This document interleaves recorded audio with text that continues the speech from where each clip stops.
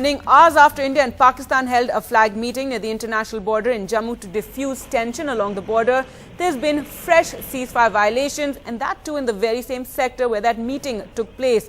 Let's go across to Zafar now for more details on this story. Zafar, the firing began around midnight and continued through the night. What are the reactions to this? Well, indeed, the overnight firing has ended the lull of 2 days at the international border in Jammu. The firing that began at midnight continued till the early hours of today morning. It went on intermittently in the Pargawal sector. We're told 3 posts of the BSF were targeted by Pakistani Rangers. The BSF has also retaliated to Pakistani firing.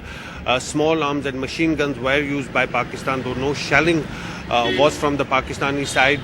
But then this is a case of ceasefire violation in the Pargawal sector, where a flag meeting took place between the BSF and Pakistani Rangers just yesterday, in which it was agreed upon that they will continue the process of flag meetings in the future also and de-escalate the tension at the international border. But very symbolic ceasefire violation this, because it's happened in the same sector where the flag meeting took place. Earlier on we saw ceasefire violations happening in the Arnia and Araspura sectors, but then those 2 sectors have remained calm, but this sector was particularly targeted. Now, what was the aim for this ceasefire violation?